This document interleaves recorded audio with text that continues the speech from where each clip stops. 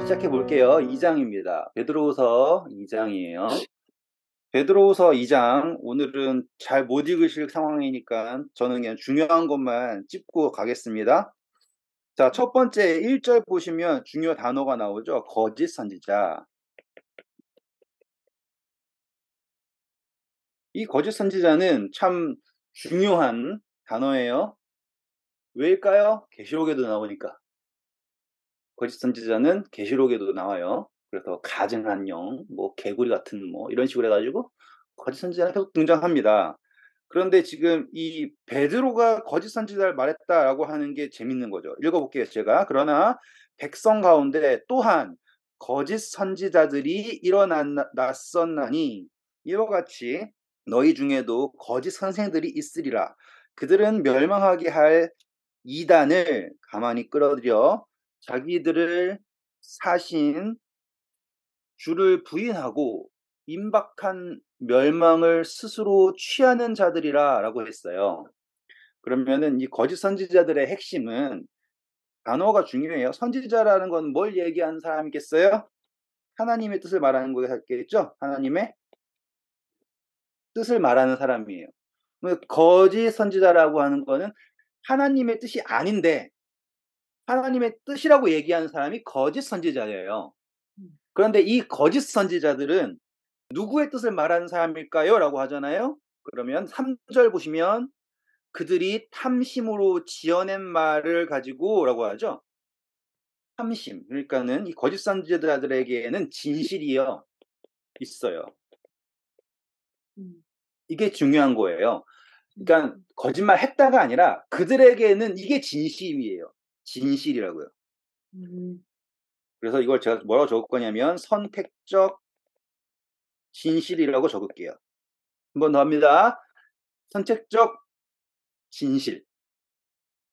제가 이거를 왜 진실이라고 그랬냐면 우리 그때 사실, 진실, 진리 막 이렇게 했던 거 기억나시는지 모르지만 이게 단계가 있어요.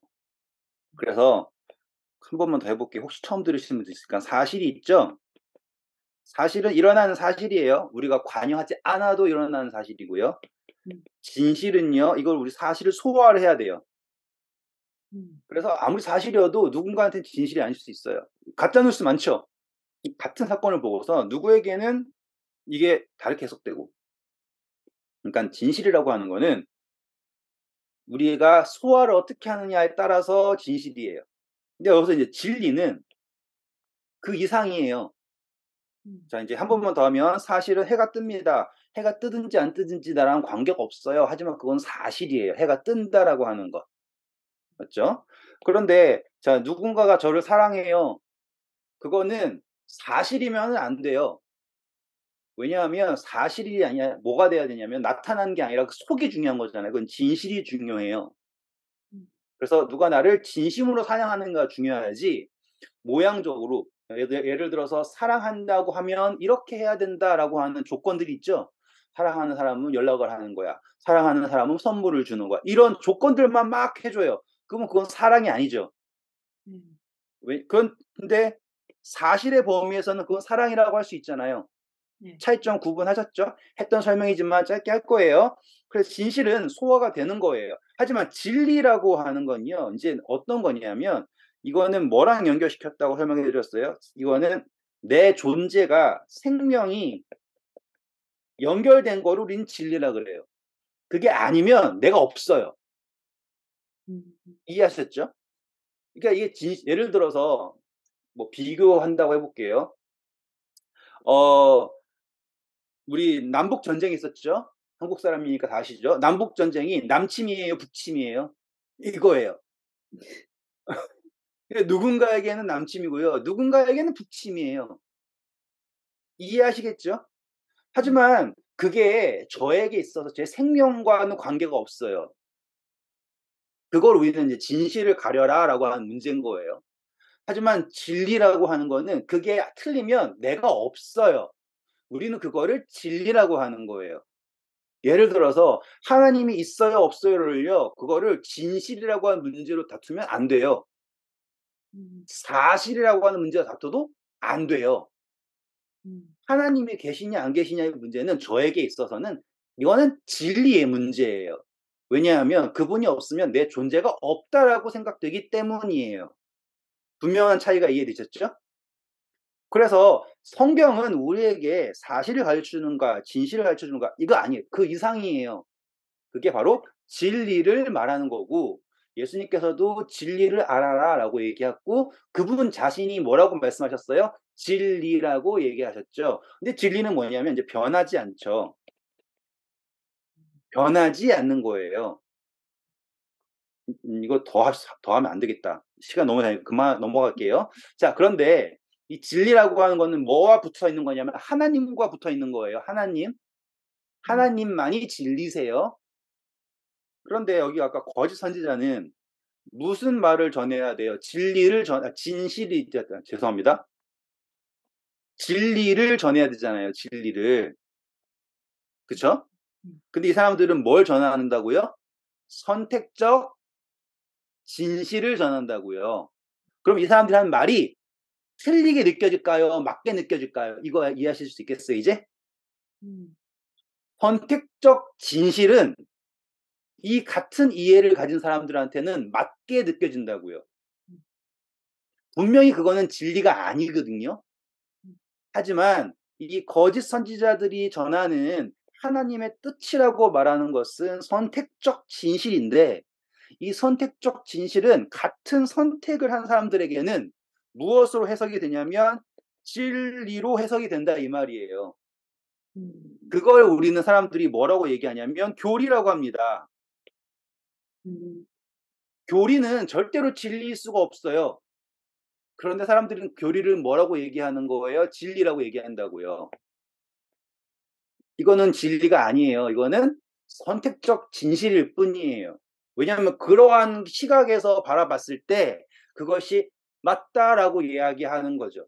그러니까는 그러한 생각을 가진 사람들이 다 모였어요. 그러면 너도 그렇게 생각해? 나도 그렇게 생각해. 그래, 이게 진리야. 이렇게 덤빈다고요. 그러면은 딱 그 그룹 내에서는 맞지만 그 그룹에서 한 발자국만 옆에 나가면은 뭐가 된 거예요? 진리가 아니죠? 그러면은 이 각각의 그룹들이 하나가 될 수 있을까요? 없을까요? 절대로 없게 된 거예요. 이게 누구로부터 시작된 거냐? 바로 이 거짓 선지자들로부터 시작이 된 거예요. 근데 많죠. 우리가 선지자라고 부르는 신기한 사람들이 많이 등장했잖아요. 그 사람들이 뭐한 사람들이라고요? 지금 베드로 후서에서 경고한 사람들이에요. 이 사람들은 틀린 이야기 안 합니다. 아시겠죠? 틀린 이야기 하지 않아요. 그런데 하나님의 말씀을 뭐로 해석하냐면 탐심으로 지어낸다. 이 이야기가 뭐냐면 탐심하면 우리 생각할 때 막 욕심 생각하잖아요. 관계 없어요. 자, 탐심이라고 하는 건요. 명예욕도 탐심이죠.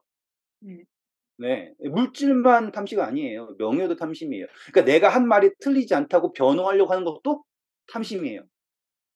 분명히 망했는데 이거는 우리가 해석을 잘못했어서 그런 거고 이거는 실제로는 이런 의미였어라고 막 이렇게 덮어 씌우려고 하면서 하나씩 등장하잖아요. 뭔가 이렇게. 이건 무조건 맞는데 우리가 아직 모르는 거야. 이런 식으로. 다른 말 다 좋은 말 하죠. 사랑하세요. 뭐 하세요. 다 말을 해요. 그런데 막 혀가 길다 그러죠. 이렇게. 혀가 길어요. 그게 차이예요. 진리는 간단 명료해요. 성경에서 등장하는 진리는 진짜로 이거는 이거다로 끝이에요. 너무 쉬워요. 그런데 진짜로 이상하게 뭔가 맞는 말인데 혀가 길죠? 그러면 이거예요. 딱 고민할 것 없어. 이렇게 이해하시면 돼요. 뭔가 맞는 말인 것 같은데 혀가 길다. 그러면 이거는 탐심으로 지어낸 거예요. 어쩔 수 없어요. 이해는 못했다라고 하는 것과 이게 맞는데 차이점 아시겠어요? 성경 자체인데 이거는 우리가 아직까지 예를 들어 삼위일체라고 해요. 삼위일체라고 하는 거는 그 신비를 풀 수는 없죠. 그건 우리는 영혼을 두고서 찾아가야 될 여정이에요. 지난 시간에 예수님께서 인성을 찌셨다고 공부했잖아요. 그거는 정말로 신비예요. 말 나와서 한 번 더 해드릴게요. 이게 창조주만이 무엇과 신성과 인성을 정확하게 구분할 수 있어요. 우리가 실제 생각하실 때는 우리가 인성만 사용해서 산다 생각하시잖아요. 절대 그렇지 않아요. 우리의 삶 속에서요, 하나님이 기이하게 개입하셔서 도와준 경험들 다 겪으셨을 거라고요. 진짜로 그거는 부인할 수 없어요. 우리가 진짜로 인성만 사용해 살았다고요? 아니라고요. 진짜 하나님께서, 제 삶도 그래요. 진짜로 하나님께서 말도 안 되는 그러한 방법으로 저를 이끄시고 도우시고 그게 개입이 있다니까요. 그런데 우리가 과연 어떻게 감히 나는 온전히 인성만 가지고 있다고 할 수 있냐 이 말이에요. 영감이라고 하는 건 부인할 수 없죠. 그냥 떠오르는 생각들이라는 것들. 그건 부인할 수 없는 거예요. 누군가가 제 아들이 요즘에 제일 막 자주 하는 게 용이야 너 언제부터 이렇게 잘하게 됐어?" 그러니까 "원래부터 잘하게 됐어." 그거는 인성에서 나오는 게 아니에요. 천재들이요? 그거는 절대로 그냥 나온 게 아니라고요. 그러니까 신성의 개입이 있기 때문에 그것이 나타나는 거지, 우연찮게 여기서 팡팡 튀어나오는 게 다 인성의 결과물이다? 그건 절대로 그럴 수 없어요. 짧게 설명하면 인류 역사를 보시면 알아요. 인류 역사가 우리가 알고 있는 역사만 한다면, 기록된 역사만 한다면 문명의 발전 속도가 있잖아요. 이렇게 물명의 발전 속도가, 모든 사람들이 그냥 태어나서 갑자기 팍팍 떠오르는 생각들이 있는데 발전한다면 분명 역사가 팍 발전할 때가 있어야 될 거 아닙니까? 그런데 그렇지 않죠. 이게 성장 속도가 이렇게 올라가잖아요, 급격하게. 그게 불과 200년이에요. 산업화라고 하는 경계부터 불과 200년 사이에 급격하게 성장을 한단 말이에요. 이게 어떻게 인성의 발달로만 될 수 있냐 이 말이죠. 또 만약에 아니에요. 그렇지 않습니다라고 하잖아요. 또 반대말은 또 그거예요. 우리 고대 역사라고 그러죠. 피라미드 지금 사람 못 짓죠. 음. 그렇죠. 그렇다는 거 뭐예요? 이만큼 이렇게 했었다라는 거 아닙니까? 음. 그러면 똑같은 가능성들이 계속 일어난다면 이라는 것이 무너지는 거죠. 왜냐하면 이 중간에 암흑기 같은 게 있잖아요. 사람들이 원시인보다 멍청하게 전쟁만 하는 시기가 있단 말이에요. 자, 넘어갈게요. 중요한 것은 아까 말씀드렸듯이 창조주만이 무엇을 정확하게 구분할 수 있다? 인성과 신성을 정확하게 구분할 수 있으며, 창조주만이 인성이 신성과 일치되었다라는 것을 정확하게, 성취되었다라는 것을 정확하게 말해줄 수 있는 거예요. 만약에 인성인 우리가 나도 신성에 참여해야지라고 하잖아요. 그럼 우리는 뭐냐면 목적지가 어딘지도 모르고 가는 거예요. 음. 끝도 없는 여정이라고요. 그런데 예수님께서는 완전한 인성을 가지시고 완전한 신성에 도달하신 거예요. 왜요? 목적지를 분명하게 알고 계시잖아요.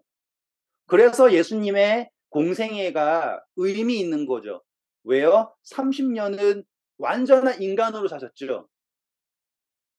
이해하셨죠? 완전한 인간이라는 것을 경험을 하시고 침례 받으시자마자 완전한 신성과 일치되시잖아요. 음. 그거를 누가 어떻게 증명할 거냐 이거예요. 피조물은 할 수가 없어요. 누구만이 할 수 있는 거예요? 창조주만이 할 수 있어요. 그게 바로 예수님이 가지고 계신 신비예요. 그리고 반대로 이제 그분께서 우리로 하여금 무엇을 받으라고 하시는 거예요? 성령을 주신다라고 하는 거예요. 그러면 우리가 성령을 어떻게 받고 성령 받는다라는 게 어떠한 의미이고 그것이 어떻게 나타나는가에 대해서 누가 알 거냐 이 말이에요. 피조물이 어떻게 알아요? 요한복음 뭐라 그래요? 예수님께서 내가 아버지께서 내 이름으로 보낼 성령 보혜사가 너희에게 임하시면이라고 하잖아요. 그 모든 것이 이루어질 수 있는 근거가 누구시기 때문에 예수님이시다라고 하는 거죠. 예수님이 그 신성의 신비, 그러니까 우리가 도달할 수 없는 어떠한 신비예요. 다시 돌아갈게요. 다시, 그래서 아까 우리가 지금 교리라고 하는 것에 있어서 우리가 항상 조심해야 될 것은, 교리는 절대로 진리일 수가 없습니다. 왜냐하면 그것은 같은 이해를 가진 사람들이 모여서 탐심으로 지어낸 말일 확률이 매우 높아요. 그렇다고 해서 뭐 그럼 교리가 다 틀린 거 아니라고요. 말씀드렸죠. 틀린 말 하지 않아요. 하지만 거기에서 성경에 나타나지 않고 말이 긴 거 있죠. 음. 그거는 높은 확률로 이해 못한 게 아니라 억지로 끼워 맞추고 있는 거예요. 그걸 우리가 판단하면 되는 거죠. 음. 예를 들어서 이제 또 나올 거예요. 아까 이제 지옥 질문하셨죠? 여기 나옵니다. 자, 3절 그들이 탐심으로 지어낸 말을 가지고 너희로 이득을 삼으니 그들의 심판은 옛적부터 지체하지 아니하시며 그들의 멸망은 잠들지 아니하시느니라 라고 하는 거는 베드로가 얘기하는 거죠. 그 사람들은 절대로 하나님의 심판을 피할 수 없다라고 하는 거죠. 왜냐하면 이게 판단한 거거든요. 그들 스스로가 하나님이 이렇게 판단하실 거라고 자기네들이 자기 입으로 판단을 했죠. 그리고 네. 이거 뭐라고 얘기합니까? 입의 열매예요. 내 말한 것으로 내가 심판받는 것과 같은 거예요. 여기까지 따라오실 수 있겠죠? 네. 4절이 중요합니다. 4절 제가 읽어볼게요. 하나님이 범죄한 청사들을 용서하지 아니하시고 어디에 두셨다고 나와요? 지옥에. 네, 감사합니다. 그러면은 범죄한 천사면 여기 누구도 포함되어 있어요? 사단. 그렇죠. 사단은 지금 어디 있어요? 지옥에 아, 있어요? 우리 집이 아니라 뭐지? 땅. 짠. 이 세상. 네, 베드로의 이해점을 이해하셨어요? 보시면 베드로는 지금 범죄한 천사들을 일단 어떻게 했다고 합니까? 용서하지 아니하시고 음. 지옥에 던져 어두운 구덩이에 두어 심판 때까지 지키게 하셨다고 하죠. 그럼 천사들은 지금 어디에 있냐면 지옥에 있다고 합니다. 음. 근데 이 지옥이라고 하는 개념은 어디서 왔냐면 이 헬라 문화에서 왔죠. 네. 그리고 헬라 문화만 있는 게 아니에요. 지옥은 온 세상이 다 뭘 알고 있어요? 이 지옥이라는 개념을 알고 있어요. 모든 종교가. 너무 신기하지 않아요? 음. 모든 종교가 다 지옥을 알고 있어요. 이거 너무 신기하죠. 음. 그런데 이 지옥이라는 개념이 어떻게 해석이 되었냐면 이거는 제가 오늘 지옥 공부하는 게 아니지만 짧게만 해 드릴게요. 지옥이라고 하는 개념은 끝이 없는 구덩이라고 생각을 하는 거예요. 그리고 네. 소멸되는 곳 이렇게 생각을 해요. 근데 거기에다가 사람들이 이제 막 이제 여러 가지 상상력을 집어넣어 가지고는 뭐 1차 지옥, 2차 지옥, 3차 지옥, 4차 지옥 등등등등 막 여러 가지 이야기가 나온 거고 음. 제일 처음 시작은 두 갈래로 시작된 거예요. 어떻게 시작이 된 거냐면 처음에는 하늘 그리고 이 중간 이렇게 시작이 된 거예요, 개념이. 그래서 우리는 여기에 있다가 '일로 갈 거냐, 일로 갈 거냐.'라고 하는 거를 한다라는 게 공교롭게도 모든 인간들이 공통적으로 가지고 있다라는 거예요. 되게 신기하죠. 그러니까 음. 세팅이 되어 있는 거예요, 머릿속에. 그리고 이 신앙이 심에서 신기하게도 천벌받는다 그러죠. 네. 이 천벌받는다라는 게 모두가 가지고 있어요. 벌은 다 어디서 온다 그래요? 하늘에서 온다 그래요. 근데 지옥의 개념 죄송합니다. 지옥의 개념은 벌을 어디서 받아요? 여기서 받죠. 네. 이게 신기하지 않아요? 벌은 하늘에서 오는데 벌 받는 데는 어디서 받아요? 여기서 받아요. 음. 그러니까 되게 신기하게도 모든 사람들이 같은 생각을 신기하게 가지고 있고 이 벌은 언제 받고 나냐면 죽은 후에 받아요. 음. 그러니까는 죽음이라고 하는 걸로 벌로 인식을 안 해 줘요. 되게 신기하죠? 예. 우리가 할 수 있는 최고의 벌은 사형이잖아요. 네. 그런데 신기하게도 사람들은 모두 다 죽음을 벌로 생각하지 않아요. 뭘 벌로 생각하냐면 지옥에 가는 거를 벌로 생각을 해요. 그게 모든 인간들이 가지고 있는 공통적인 생각이에요. 그렇다라는 건 이거는 하나님께서 주신 생각이라고 볼 수밖에 없겠죠. 음. 죽고 난 다음에 어떠한 판단을 받는다라는 게 신기하게도 다 우리에게 세팅이 되어 있어요.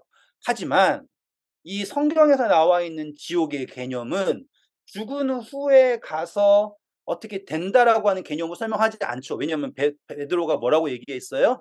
범죄한 청사도 용서하지 않으시고 지옥에 던져 어두운 구덩이에 두어 언제까지? 심판 때까지. 심판의 때까지 있다라고 얘기하잖아요. 그렇죠. 그러니까는 이 지옥을 죽은 후에 간다라고 하는 개념이 아니라 이미 하늘과 대립된 어떠한 상태인 거예요. 음. 그것을 계시록은 똑같이 설명을 하겠죠. 자, 계시록 9장입니다. 9장 1절부터 볼까요?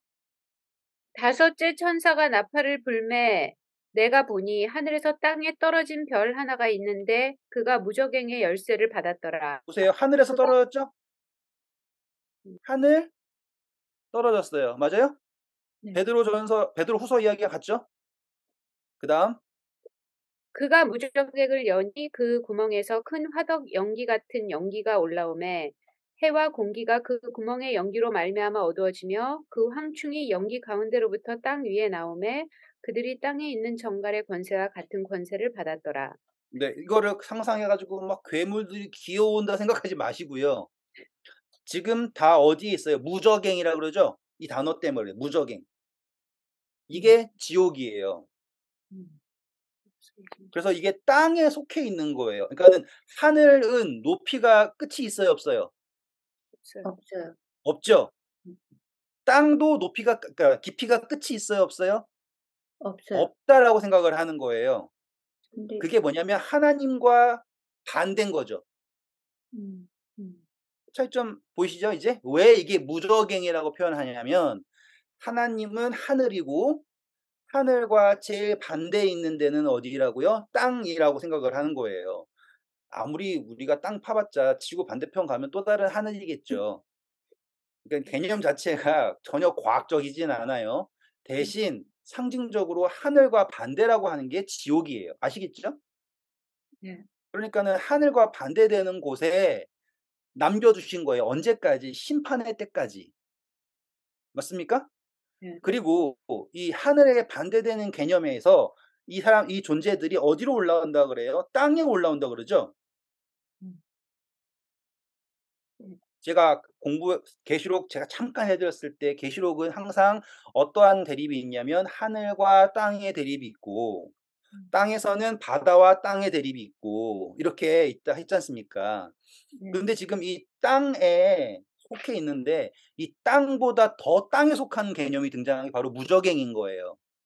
음, 그런데 거기에서 올라온 존재들이 뭘로 연기로 무엇을 가려요? 하늘에 있는 빛을 가려요.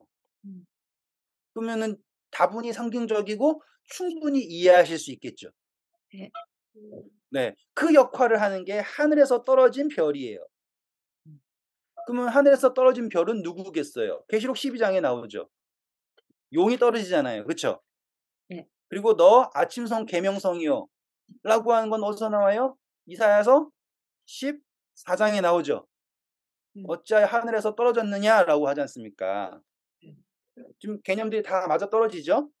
네, 그래서 떨어진 곳이 지옥인가라고 했을 때 그 지옥을 다른 성경들은 다 어디에 떨어졌다고 얘기하냐면 땅에 떨어졌다고 얘기해요. 땅은 어디예요? 바로 우리가 사는 이 세상입니다. 맞죠?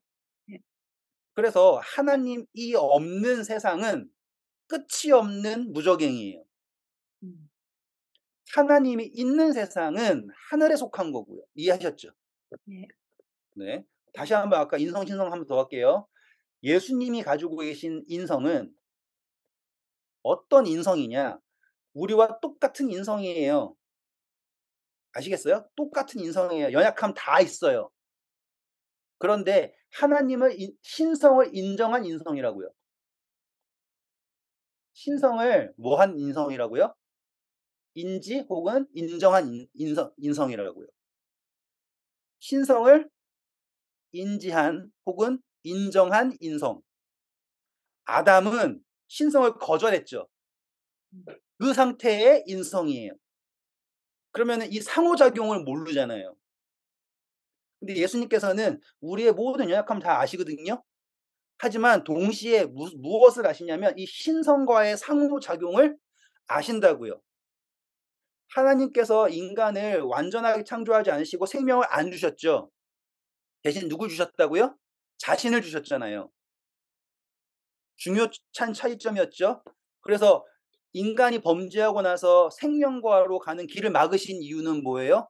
하나님을 찾지 않고 그 과일 먹어서 영생하려고 하는 그 길을 막으신 거라고요. 음. 그래서 우리는 영생을 찾을 때 예수님을 찾아야지 영생의 수단을 찾는 게 아니잖아요. 음. 그러니까 우리는 영생을 대상을 찾는 거지 수단을 찾는 게 아니에요. 이해하셨죠? 그러니까 예수님이 가지고 계신 인성의 가장 큰 특징은 신성과의 그 상호작용을 인지한 상태인 거고 우리는 그걸 못하는 상태예요. 그런데 우리가 예수님을 믿잖아요. 그러면 우리가 그 신성과의 상호작용에 이렇게 한 발짝 디디게 된 거예요. 그래서 손가락 잘려도 혈관 하나 붙어 있으면 그게 다른 것들이 다 붙어갈 수 있는 근거가 되잖아요. 아시죠? 네. 예. 그 모든 것이 그 하나의 줄기가 모든 걸 살리는 거란 말이죠. 그래서 예수님이라고 하는 그 한 줄기가 하나님과 피조물을 연결하는 그 생명의 줄기가 되어서 나로 말미암지 않고서는 하나님을 볼 수 없다. 나로 그래서 예수님으로 말미암는이라고 하는 게 설명이 되는 겁니다. 다시 베드로후서 어쩌다 보니까 지옥이라는 개념 이해하셨죠 이제? 지옥이라고 하는 것은 죽고 나서 가는 어떠한 이상한 데가 아니에요. 그러면 지옥의 주인도 있어야 돼요. 그럼 지옥의 주인이 사단이에요? 예수님이에요? 누구예요? 이게 문제예요. 그래서 사단이 주인이 되면 더 문제죠. 왜냐하면 사단은 어떻게든 권세가 있는 거잖아요. 그게 아니에요. 음. 그렇죠? 그래서 이때가 언제까지 남겨뒀다고 합니까? 지옥에 던져서 어두운 구덩이에 두어 언제까지? 심판 때까지예요. 그래서 지금 이 세상이 사단이 죄송합니다. 이 세상이 지옥이고 그리고 이 세상은 언제까지 보장이 되는 거냐면 심판 때까지입니다. 음. 그 심판 이후에 지옥이 있다라고 하는 거는 의미도 없고 목적도 없고 효용도 없고 아무것도 없어요. 음. 왜냐하면 지옥을 어떤 개념으로 두기 때문에 사람들이 영원이라고 하는 개념을 두기 때문에. 그러면은 뭐 겁주는 거 말고는 협박하는 거 말고는 의미가 없죠. 여기서는 와하하호 하는데 저기는 난민촌이에요. 바라보면서 "왜 저기 있냐? 안 믿어서 그렇다." 얼마나 그만 끝나는 거예요. 자 그리고 아까 인제 이니 집사님 한 질문 그대로예요. 용서라고 하는 것도 설명할 수 있어요. 5절 나오죠. 5절 읽어 주세요. 베드로후서 2장 5 절. 옛 세상을 용서하지 아니하시고 오직 의를 전파하는 노아와 그 일곱 식구들을 보존하시고 경건하지 아니한 자들의 세상에 홍수를 내리셨으며 소돔과 고모라 성을 멸망하기로 정하여 재가 되게 하사 후세에 경건하지 아니할 자들에게 본을 삼으셨으며 무법한 자들의 음란한 행실로 말미암아 고통당하는 의로운 롯을 건지셨으니 이는 이 의인이 그들 중에 거하여 날마다 저 불법한 행실을 보고 들음이로 그 의로운 심령이 상함이라. 감사합니다. 자 여기서 보면 우리가 그때 롯 공부했던 거랑 롯이 의인인가? 롯은 의인이 아니에요. 근데 의인으로 칭해 주신 거예요. 중요한 거예요. 이걸 묵상할 때 막 롯이 엄청 착했습니다. 만약에 롯이 의인이었다면 소돔에 안 가요. 음. 롯이 의인이었다면 포로 잡혔다가 돌아왔을 때 아브라함한테 가야지 돼요. 근데 하지만 롯은 소돔을 사랑했어요. 그런데도 불구하고 의인이라고 해 주시는 이유는 아브라함이 기도했기 때문이고 나가라 그럴 때 순종했기 때문에 의인이라고 하는 거예요. 그리고 그 롯이 "왜 악해졌냐?"라고 했을 때 "소돔 사람하고 가까이 있어서 악해졌다."라고 해 주는 것도 사랑의 표현인 거죠. 내 아들이 왜 나쁘냐면 아들은 원래 착한데 친구가 나빠서 이런 식으로 표현한 것과 같은 거예요. 이거는 완곡한 표현이지 "롯이 의인이었습니다."라고 하면은 절대로 틀린 말이에요. 그거는 정말로 중요하니까 의인이었으면 소돔에 안 가요. 음. 뭐 혹시 뭐 누가 뭐 "와 롯이 전도하러 갔습니다." 그러면 할 말이 없지만 전도하러 갔었으면 아브라함이랑 같이 했겠죠. 자 그래서 제가 드리고 싶은 말은 옛 세상을 어떻게 했다고 합니까? 5 절에 보면 용서하지 "용서하지 아니할. 않으셨다."라고 하죠. 이게 네. 표현이 뭐냐면 방치하지 않으셨다예요. 방치하지 않으셨다. 하나님께서요 모든 사람들을 용서하신다. 모든 사람을 사랑 뭐 죄를 용서하신다. 이거 맞는 말이거든요. 음. 하지만 그분께서는 뭘 하셔야 할 의무가 있냐면 진리를 수호하셔야 될 의무가 있어요. 왜냐? 그분은 진리를 아시죠. 하지만 누구는 몰라요? 우리는 모르잖아요. 그래서 성경에는 항상 이 하나님께서 무엇을 심판을 하시는 장면이 나옵니다. 근데 이 심판하는 목적을 베드로가 정확하게 표명했어요. 벌 주기 위한 목적이에요? 아니면 남은색 사람들을 지키기 위한 목적이에요? 지키기 위한. 그렇죠. 그래서 지금 끝까지 놔두면 누구마저도 휩쓸릴 상황에 놓인 거예요. 노아마저도 휩쓸린 상황에 놓인 거고, 놔두면 진짜 아무도 살릴 수 없는 상황에 놓인 거예요. 그러면은 그분께서 끝까지 오래 참으셨다라는 게 보이시나요? 오래 참으심. 오래 참으셨어요. 끝까지 기다리셨고. 하지만 그분은 누굴 지키셔야 하는 거예요? 진리라고 하는 남은 백성들을 지키셔야 할 의무가 있어요. 왜냐하면 이 사람들을 벌 주고 나중에 기회 주는 건 할 수 있어요. 하지만 앞으로 태어날 모든 사람들이 진리가 무엇인지 깨달을 수도 없는 상태가 되면 안 되죠. 맞습니까? 한 번만 더 할게요. 예를 들어서 A가 있고요. B가 있어요. 둘이 결혼해서 자식을 낳았습니다. 그런데 1부터 100 까지 나왔는데 한 199 까지가 98 까지가 잘못을 해요. 하나님을 버렸어요. 98 까지가. 근데 이제 마지막 남은 유전할 수 있는 거는 이 99랑 100 밖에 안 남았어요. 그러면 마지막에 이 99가 넘어가면 인제 더 이상 100은 자식을 낳을 수가 없는 상태가 되죠. 그 개념이에요. 그래서 예수님 하나님께서 하시는 항상 심판은 언제까지 기다리시냐면 이 마지막 요 남은 무리 왜 이 여기에서 누가 유전되어 나와야 돼요? 예수님이라고 여자의 후손이 나와야 되잖아요. 그래서 그분의 심판은 항상 이 선에서 심판이 이루어져요. 잘 보시면 이 마태복음에 예수님의 족보가 나오죠. 누가복음에 예수님 족보가 나오죠. 보시면 유다 왕조가 멸망하는 이유가 만약에 그렇게 시드기야까지 가가지고는 왁 악해졌는데도 왕조가 이어지면 그 악한 왕 밑에서 모든 백성이 하나님을 떠나겠죠. 그러면은 그 예수님이 태어날 수 있는 믿음의 계보 자체가 지켜질 수가 없는 상태라고요. 하나님이 므낫세의 그 악한 왕이 그렇게 오랫동안 통치할 때까지도 참아주셨어요. 엄청나게 오래 기다리신 거예요. 그런데 므낫세 지나가고 이렇게도 안 되니까 결국에 어떻게 하신 거예요? 바벨론에 포로 보내가지고 더 이상 이 유대의 왕이 그 모든 백성들을 좌지우지하지 못하게 만드신 것뿐이에요. 그리고 그 바벨론 포로 생활에서도 이 마지막 남은 여기에서의 누구의 계보를 그 믿음의 계보를 지키신 거라고요. 이게 한 줄기거든요. 아까 말씀드렸잖아요. 혈관 하나만 남아 있어도 모든 것을 알릴 수 있는. 그래서 아브라함하고 하나님과 소돔과 고모라의 그 멸망에 관한 대화 중에서 의인 몇 명만 있으면 5명만 있어도 심판하지 않겠다라고 하시는 이유가 그거예요. 결국에 예수님 한 분만 있어도 우리가 구원받을 수 있는 근거라고요. 나는 성경에 나타난 모든 심판은 계속 무엇을 지키기 위한 거예요? 구원을 하실 수 있는 근거를 지키기 위해서 이것을 잘라내신 거지 이 사람들을 미워해서 하신 게 아니에요. 미워하셨다면 째깍째깍 없애면 돼요. 그렇게 하지 않으시고 끝까지 참으셨다. 사랑이에요. 똑같이 지금 천사들 역시도 언제까지 참아주고 계세요? 마지막 때까지. 심판 때까지. 그러면 그게 사랑이라는 게 보이시죠? 하나님이 무책임하셔 가지고 사단한테 말싸움에서 잘 안 돼 가지고 그걸 증명할 때까지 내가 한번 내가 본때를 보여줄게." 이렇게 하는 게 아니라고요.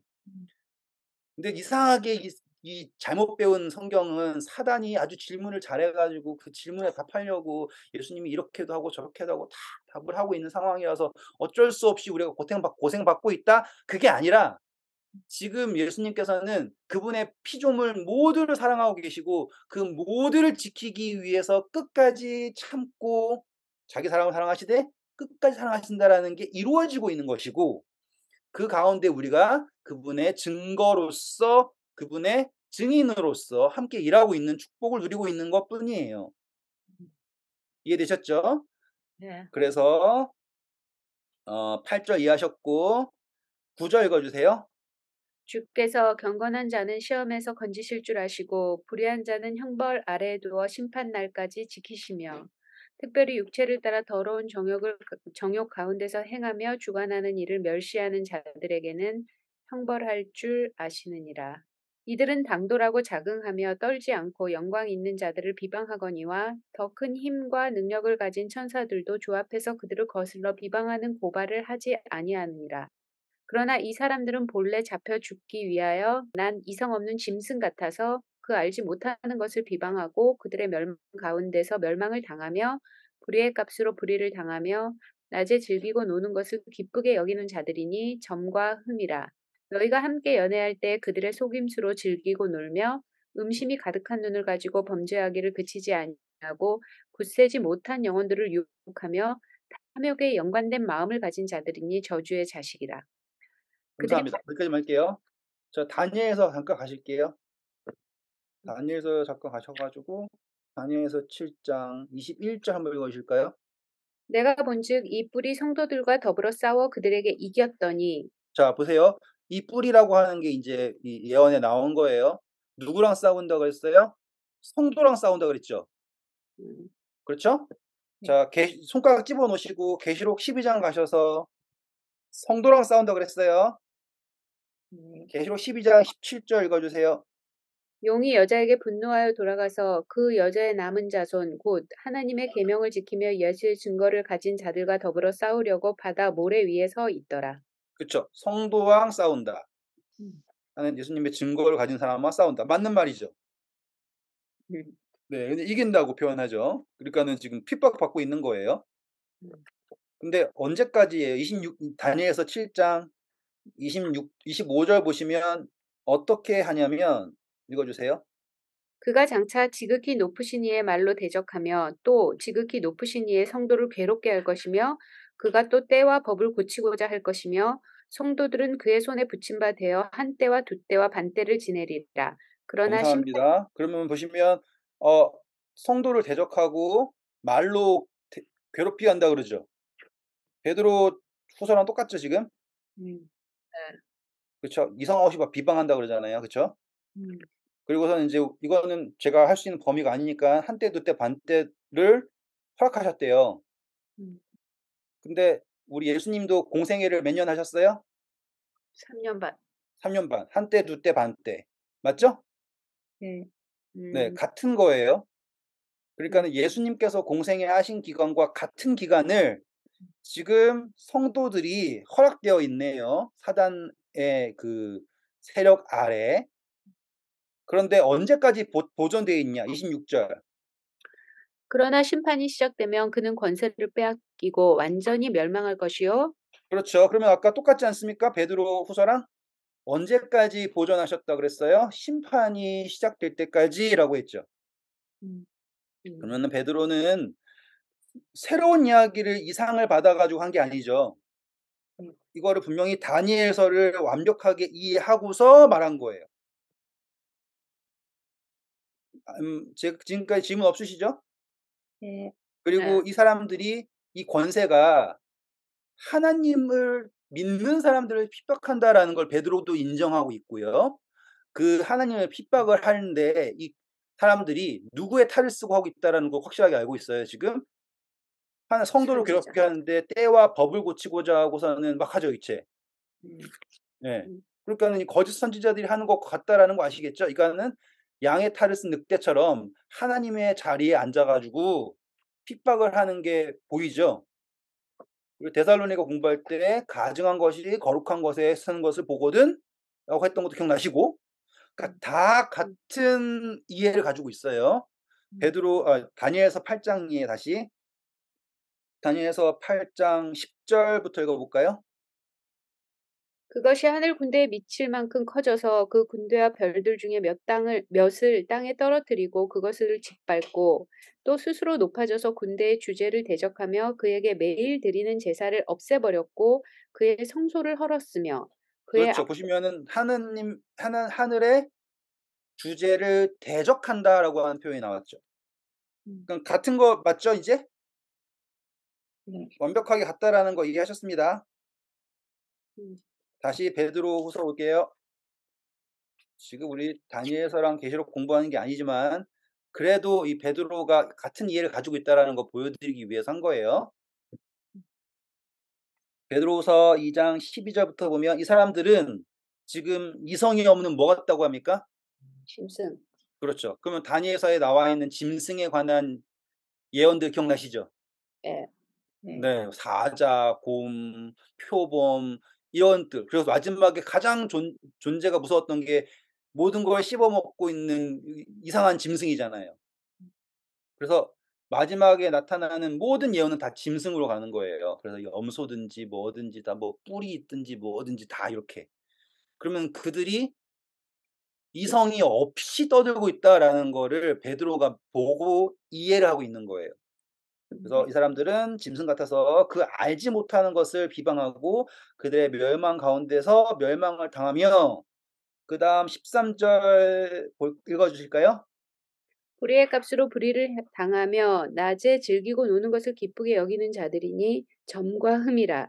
너희와 함께 연애할 때 그들의 속임수로 즐기고 놀며 음심이 가득한 눈을 가지고 범죄하기를 그치지 아니하고 굳세지 못한 영혼들을 유혹하며 탐욕에 연단된 마음을 가진 자들이니 저주의 자식이라. 그렇죠. 자, 여기서 보면은 낮에 논다라고 하죠. 낮에 놀면 좋지 않습니까? 그런데 예수님께서 뭐라고 그랬어요? 때가 아직 낮으니 열심히 일하라 그랬죠. 그 음, 반대인 거예요, 지금. 음, 네. 그리고 또 보시면 탐욕에 연단된 마음 나왔습니다. 탐욕에 연단된 마음. 이거 아까 제가 말씀드렸죠. 이 탐욕은 욕심이라고 생각하는 거 물욕 이거 말고요. 음, 자기가 한 생각하고 있는 그게 맞다고 주장하고선 그거에 목매다라는 거예요. 그러니까 신앙을 할 때도 나눠서 "넌 안 되고 우린 되고."라고 하는 그 사상의 시작이 다 이 탐욕에 연단된 마음을 가지고 있는 신앙이에요. 특별히 남은 물이라고 주장하는 모든 사람들은 다 이거를 조심해야 돼요. 음, 그분들이 틀렸다 얘기하는 게 아니에요. 그분들이 뭘 조심해야 되냐면 '내가 지금 남은 물이라고 생각하는 게 탐욕일 수 있다.'라는 걸 조심해야 된다 이 말이에요. 음, 제가 그랬기 때문에 알아요. 그러니까 말도 없이 그냥 그러니까 죄송합니다. 밑도 끝도 없이 난 남은 물이 이런 믿음이 있단 말이에요. 음, 그걸 조심하라고 베드로가 경고하고 있는 거예요. 음, 거기에 연단이 되어 버려 가지고는 "나는 괜찮아."라고 하면은 이제 저주받은 거예요, 스스로가. 음. 자, 그다음 그게 왜 그러냐 볼게요. 이제 15 절부터 보면 나와요. 그들이 바른 길을 떠나 미혹되어 부올의 아들 발람의 길을 걷는도다. 그의 불의의 삭을 사랑하다가 자기의 불법으로 말미암아 책망을 받되 말하지 못하는 나귀가 사람의 소리로 말하여 이 선지자의 미친 행동을 저지하였느니라. 그렇죠. 지금 이 발람과 발락이라고 했던 거 기억나세요? 혹시 계시록에도 나오죠? 음, 이 이스라엘을 저주하려고 했는데 이 발람 선지자가 죄송합니다. 잠깐 읽어 볼게요. 계시록 가셔서 빨리 읽어 볼게요. 몇 장이지? 니골라당 14절. 2장 14절. 그러나 내게 두어 가지 책망할 것이 있나니 거기 내게 발람의 교훈을 지키는 자들이 있도다. 발람이 발락을 가리켜 이스라엘 자손 앞에 걸림돌을 놓아 우상의 재물을 먹게 하였고 또 행음하게 하였느니라. 그렇죠. 자, 이게 발람과 발락이 한 것이 무엇이냐면 타협이었죠. 그래 가지고 "우상의 재물을 먹게 한다."라고 해 가지고는 저주가 안 되니까는 "합쳐져 가지고는 하자."라고 하면서 막 유혹을 했지 않습니까? 같은 이야기가 지금 딱 여기도 나왔죠. 베드로후서에도. 그러면 신기하게도 지금 요한과 베드로랑 바울이랑 다 같은 이해를 가지고 있어요. 그러니까 탐욕에 연단되었다라고 하는 것은 진리를 선택적 진실로 가지고 내려와 가지고는 그것이 맞다고 막 이야기를 하고 거기에서 이제 자기네들이 생각하는 대로 하는 거예요. 그거를 성경은 뭐라고 얘기하냐면 불법이라고 하죠. 그래 가지고 그 사람들이 얘기할 때 하나님이 이 발람을 저 정 그러니까 하나님의 발람을 저지하기 위해서 말 못하는 당나귀를 사용하셔 가지고는 알려 주시잖아요. 음. 그러면은 발람이 멈췄어야 되는 거 아니에요? 깨달았으면. 음. 그런데 발람은 지금 그냥 간 게 아니라 발락이 보낸 사신들이랑 그냥 행렬을 이루어 가고 있단 말이에요. 그러니깐 중간에 돌아갈 수가 없어요. 그러니까 등 떠밀려 가지고 "그래 끝까지 가 보자."라고 하는 거예요. 만약에 첫 번째 산에서 하나님이 발람 통해서 축복을 했잖아 이스라엘 백성을. 그러면 인제 가면 돼요. 근데 발락 말 듣고 또 다른 산 가서 또 해 보잖아요. 그게 뭐예요? 등 떠밀려서 가는 거예요. 했던 말 맞냐 그거 맞다고 등 떠밀려서 하고 있는 것과 똑같은 거예요. 자 그래서요. 이 타협이라고 하는 거가 뭐냐면 한 번 말한 거에 있었으면 그거 밀고 갈 수밖에 없게 된 거예요. 음. 그래서 발람은 하나님의 선지자인데 버림받은 선지자가 된 거예요. 그래서 발람을 저주받은 선지자의 거짓 선지자의 예표가 된 거라고요. 너무 슬프죠. 하나님의 말을 하는데 버림받은 선지자 그 예표가 발람의 선지자가 된 거예요. 그 사람들 인제 베드로서 2장 17절 뭐라 그러냐면 "이 사람들은 물 없는 샘이요 광통에 밀려가는 안개니 그들을 위하여 캄캄한 어둠이 예비되어 있느니라." 18절 "그들이 허탄한" 뭘 한다 그랬습니까? 자랑. 그렇죠. 신기하게도 이 선택적 진실을 사람들은 열정적으로 자랑을 하죠. 음. 네 그쵸. 허탈한 자랑의 말을 토하며 그릇되게 행하는 사람들에게 겨우 피한 자들을 음란으로서 육체의 정욕 중에서 유혹하는도다. 이거를 꼭 막 눈이 색욕에 넘쳐서 이렇게 생각하지 않으셔도 돼요. 왜냐하면 발람이 한 음란은 같은 의미에서 세상과의 연합과 똑같은 거거든요. 음. 19 절입니다. 읽어 주세요. 그들에게 자유를 준다 하여도 자신들은 멸망의 종들이니 누구든지 진 자는 이긴 자의 종이 됨이라. 만일 그들이 우리 주 대신 구주 예수 그리스도를 알므로 세상의 더러움을 피한 후에 다시 그 중에 얽매이고 지면 그 나중 형편이 처음보다 더 심하리니 의의 도를 안 후에 받은 거룩한 명령을 저버리는 것보다 알지 못하는 것이 도리어 그들에게 나으니라. 참된 속담에 이르기를 개가 그 토하였던 것에 돌아가고 돼지가 씻었다가 더러운 구덩이에 도로 누웠다 하는 말이 그들에게 응하였도다. 감사합니다. 자 베드로랑 바울이랑 다 똑같은 거예요. 음. 예수님 믿다가 죄 지으면은 끝나요가 아니에요. 핵심은 자유를 주셨다라는 게 중요한 거예요. 음. 자유를 주셨는데 구원받았는 것을 까먹은 거죠. 그걸 맹인이라 그랬죠 베드로가. 음. 그러니까 자유를 주셨는데도 불구하고 "아니다. 어떠한 뭐 행위를 해야 된다. 법을 지켜야 된다." 등등등등으로 계속 뭔가를 만들면 음. "걔가 그 토한 것에 다시 가는 것과 똑같은 거 아니냐."라고 하는 거예요 지금. 음. 문맥 이해하셨죠? 이걸 가지고 잘못 이해해 가지고는 잘못하면 망하는 거 이게 아니에요. 의인도 넘어져요. 음. 아시겠죠? 의인 되고 나서는 "절대 죄 지으면 안 됩니다. 사단한테 지는 거예요."라고 얘기하는 완전주의자들은 끝나는 거예요. 그거는 진짜로 희망이 없어요. 죄송합니다. 왜 이러지? 네 다 끝나가는데 이니 집사님 거 답해 드리려고 지금 빌드업하고 있는 거예요. 자 보시면 그래서 자유를 주셨다라고 하는 게 의미 자체가 없어지는 게 사람들이 계속 뭐로 쫓아가니까 자기가 생각한 선택적 진실이 진리라라고 하면서 계속 그걸로 가잖아요. 그러면 스스로가 계속 자기를 예수님께서 주신 자유를 벗어버리고 음. 계속 자기를 옭아매는 거 아닙니까? 음. 그렇기 때문에 의미 없다라고 하는 게 바로 이 부분이에요.